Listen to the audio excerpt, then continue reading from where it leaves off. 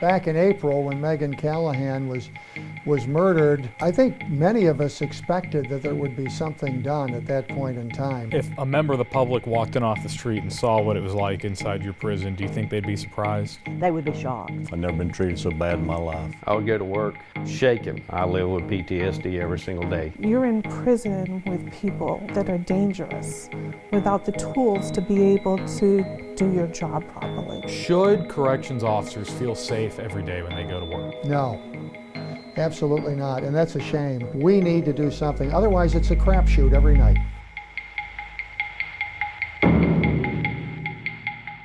We began investigating problems in our state's prison systems last fall after 4 employees were killed in an attempted prison escape at a prison down east.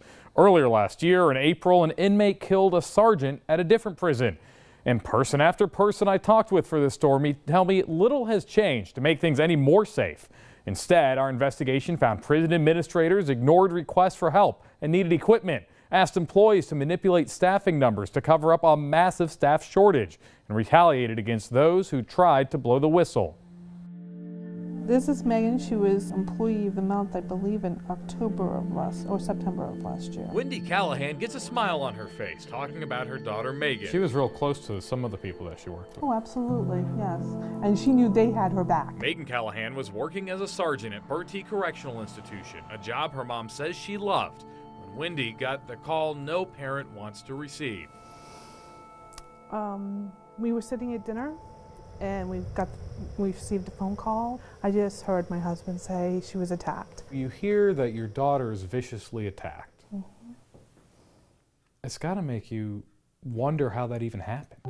I didn't have to wonder. My daughter told me what it was like at the prisons. Callahan was attacked by an inmate who beat her to death with a fire extinguisher. She warned me, so I was aware that they weren't going to be forthcoming about a lot of things that happened. She told me that that would happen. She was warned from the beginning that if things happen, that stays within the prison and not going to be public. You don't have to take Wendy Callahan's word for it. We found a prison administrator saying that auditors helped their friends at the risk of prison safety in this recording from a meeting this past December. You and I both know that when I go to your facility or you go to my facility to look at security issues, we sort of take a cursory glance because we don't want to hurt our buddies' feelings at another facility. That's Melanie Wood, who works in the Prison Administration Central Office in Raleigh, talking about what happens when employees conduct safety audits. We've been auditing each other's facilities for years, and we know that we have just, I'll overlook this, you overlook that. We all do it because we're all buddies. We look after each other. That's what we do. We need fresh eyes to go in and look at facilities to say, this is an issue, or this is an issue. This is what needs to be done to correct it. Should corrections officers feel safe every day when they go to work? No.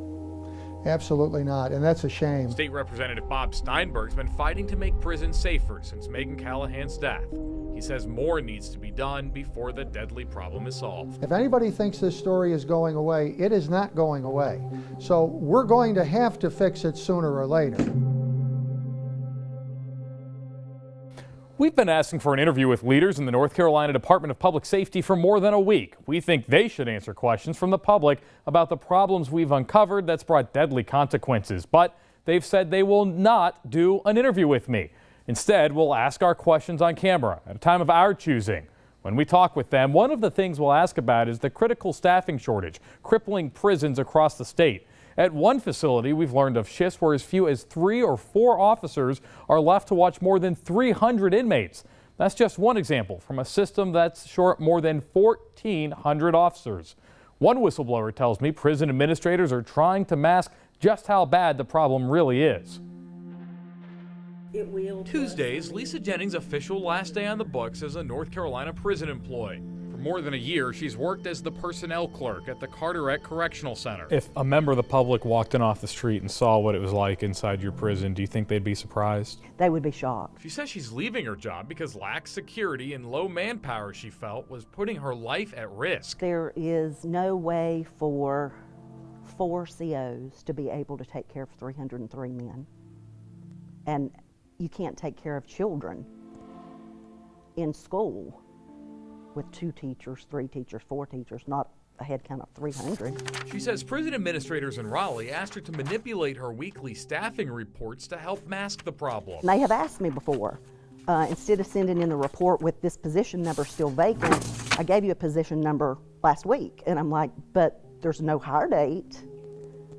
And so we don't. We send it in, you know, rough, raw data. So really you're fudging, they're asking you to fudge the numbers They have asked that. to make it look like they have more people working at your prison than actually work there. Working there or getting ready to work there, yes. Internal documents obtained by WBTV show the number of vacant corrections officer positions has ballooned statewide over the past 3 years, from 847 in late October 2015 to 934 in 2016, and now to more than 1,400 in October 2017. The consequences then is that you don't have all the manpower you need to keep the place safe.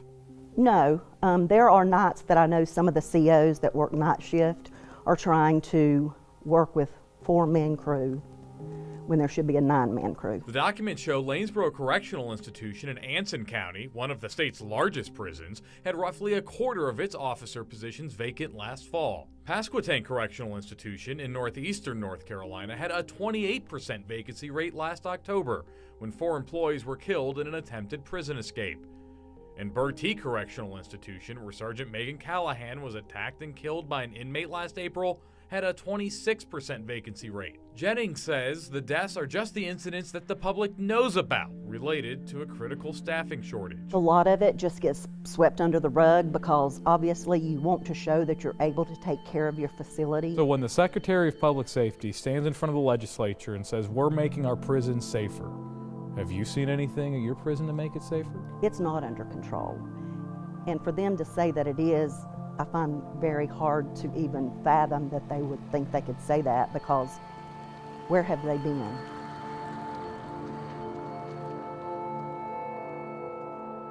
Lisa Jennings was willing to speak out and blow the whistle on what she says are still critical problems affecting safety in state prisons, but many are afraid of retaliation. We spoke with 2 former corrections officers from Hickory who say they tried to blow the whistle within the prison system and paid the consequences.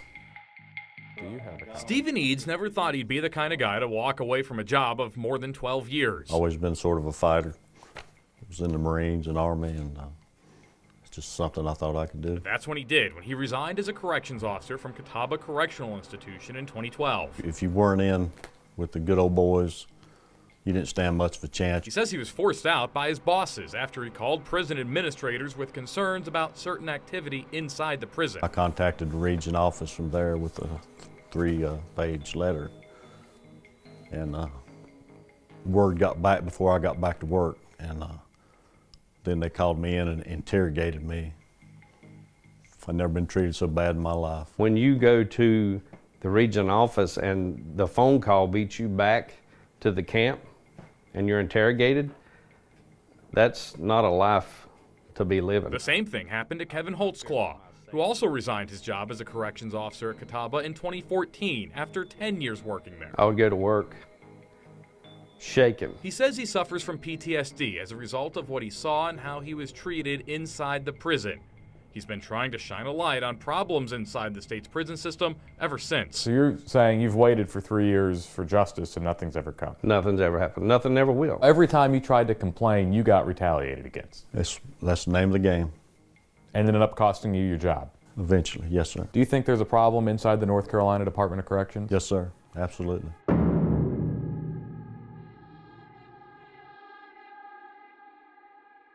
Prison leaders say they've taken many steps to make prisons a more safer place to work, but that's not what the employees and lawmakers we've talked with say. That's why Wendy Callahan, the mother of murdered corrections officer Sergeant Megan Callahan, said she decided to speak out now in hopes her message will help force change to the deadly culture within the state's prison system. A reef sits outside the Bertie Correctional Institution now, less than a year after Sergeant Megan Callahan was killed on the job. Do you think that your daughter's death could have been prevented? Absolutely. I think the 4 in Pasquotank definitely could have been prevented. In the months since her daughter's death, leaders in charge of the state's prison system say they've taken steps to make the job safer for officers. But Wendy Callahan says there's much more to be done. Right now, it's a sinking ship. They're sticking a finger in the holes and not realizing the bow is going down. Do you think it needed to take your daughter dying for anyone to realize that there was a problem? They knew before my daughter died that there was a problem. Callahan says inaction is what killed her daughter. And she says more people could be killed or seriously hurt if more isn't done soon, just like the 4 employees killed on the job at Pasquotank Correctional Institution in October, just 6 months after her daughter's death. When those 4 people died, I was wrecked. Really kind of a slap in the face. Absolutely. Almost like no one learned from your daughter's death. That's right. We need to do something, otherwise it's a crapshoot every night. State Representative Bob Steinberg's fighting to make sure no other parents get the call Wendy Callahan got. Make no mistake about it. This is the legislature's job to fix this thing. Like Steinberg, Callahan says she'll keep fighting until she sees real change. I'm fighting for my daughter and those 4 other people that died unnecessarily. It wasn't because it was a violent place, it was because it was stupid.